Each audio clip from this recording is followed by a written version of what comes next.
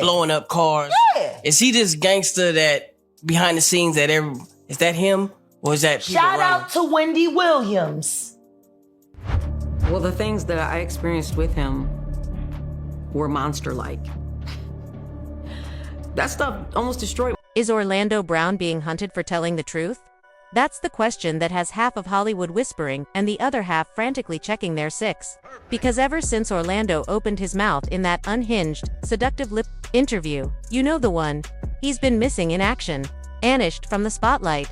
No Instagram lives, no erratic parking lot rants, not even a mugshot, just gone. And according to multiple insiders close to the former Disney star, this isn't just another mental health spiral. This is survival mode. They say he's in hiding, that he's been receiving threats, real ones, anonymous calls, people showing up near his known hangouts, vehicles tailing his brother's car late at night. One insider, a former personal assistant who used to work with Brown during his 2020 rehab stint, told us flat out, they're trying to disappear him, not scare him, disappear.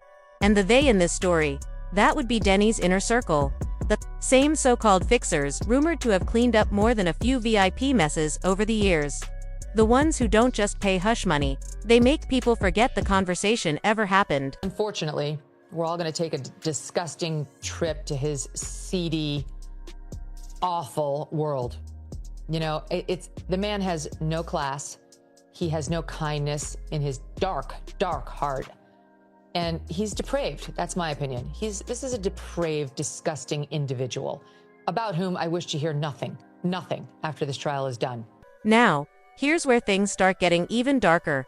According to one source with ties to Orlando's current legal team, another individual who was allegedly working on a tell-all documentary with Brown, someone who supposedly had footage, names, documents has also gone silent. Poof, no social activity. Phone disconnected. Studio address cleared out. We're not naming names until we get confirmation, but this person was rumored to be in possession of a recording made during one of Diddy's now infamous parties. Yes, those parties.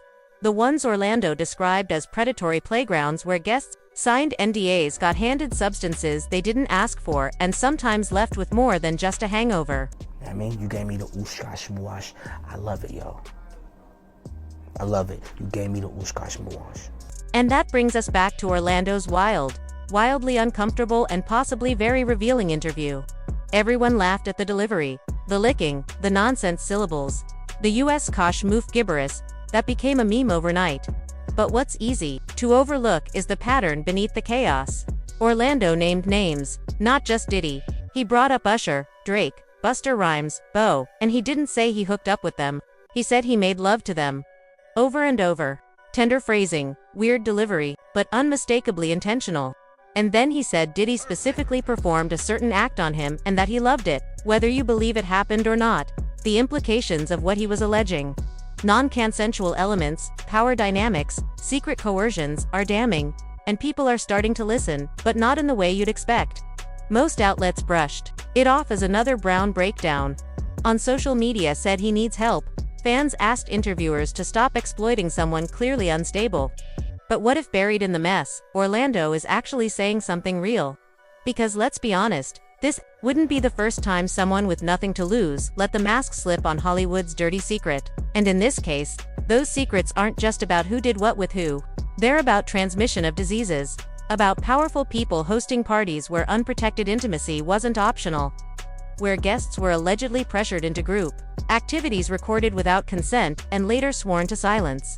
And if Orlando's claims are even partially true, some of your favorite chart toppers might be living with more than shame. The part that's got people in the industry truly spooked. Orlando said these parties were organized, that there were handlers, rules, entertainment schedules. He claimed that substances were passed around to loosen up guests.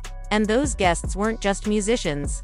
They were actors, producers, even politicians. The kind who can fund an entire career, or end one.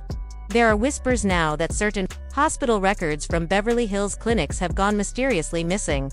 That a nurse who once worked the late-night shift at one of those clinics filed for a sudden overseas relocation earlier this year. No one's talking on the record, but off the record, people are terrified. Same thing for Jeffrey Epstein. Now, the The interesting thing about the Epstein and the theory about Epstein is we know he filmed people for sure on that island. He has a lot of movies, a lot of films of people that are very, very powerful political figures, and entertainers, business people. So, do you really believe that Jeffrey Epstein himself? And of course not. Of course. Which makes you wonder, is that why Orlando went so hard, so weird, so public with his claims? Maybe he knew it was his only shot at protection. Go viral or go vanishing. Make it so public that if anything happens, everyone's already looking. Unfortunately, it might not have worked because according to 3 separate insiders, one of them, a former driver who worked with a celebrity security firm, Orlando has been moving between motel under fake names. No entourage, no team, just a burner phone, a bag, and 2 pit bulls. When asked what he's scared of, one source said simply getting Epstein. Now, obviously, this isn't a court case. This is gossip, but let's not forget Diddy's no stranger to courtrooms. He's currently awaiting sentencing on federal charges. He's been denied bail 5 times, and the civil cases keep piling up like leftover Sarek bottles after a Grammy weekend. And while he beat the big trafficking charge, it was close. Even jurors admitted the videos they saw, the ones we'll never get to watch, were tame, but still are troubling. More than one juror said they believed parts of the victims' stories. So maybe, just maybe, this is one of those moments where the public got the PG version and the R-rated reel is locked away in some federal vault or worse, in someone's private archive. Are you surprised by the evidence that's already coming out in the criminal trial? No, I'm not surprised. I experienced some of those things. Witness violence. Diddy's team has always played it smooth. Pay the settlements, sign the agreements, control the spin. But what happens when the whistleblower won't shut up? When he's unstable, unpredictable, and possibly sitting on receipts that no one can afford to see? That's the real fear. Not that Orlando is lying, but that he's telling the truth in a way that no one can dismiss because the words are too weird to sue. It's like plausible deniability disguised as madness.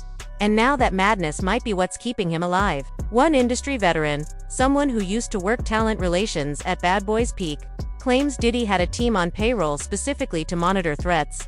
Not from fans, from friends, from people who saw too much. The same source said that at least 2 people in the early 2000s were handled after voicing concerns about how certain house guests were treated. The way he said handled was chilling.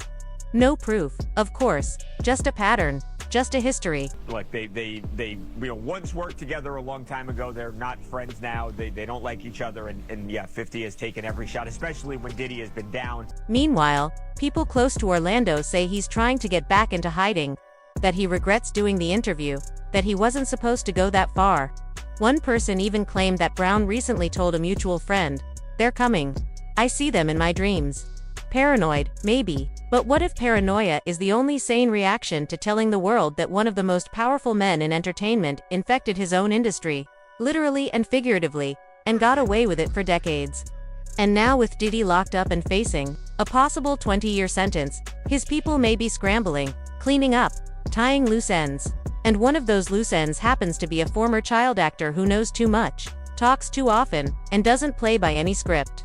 If Orlando Brown's claims are true, how far will Diddy's team go to bury them? And is Orlando running out of time? Trump pardoning Diddy will create another Epstein for him. It would be a nightmare. And last and certainly not least, the GOP is already struggling with female voters. And they're not all lefties. There are young conservative women who aren't in love with Trump or MAGA. There are. And this will not help. It's very clear. We all saw the videotape of him beating the hell out of Cassandra Van. Drop your thoughts in the comments. We read everyone. And if you've got your own theories, don't hold back. Until next time, stay safe, stay smart, and remember, in Hollywood, the truth is always more expensive than the lie.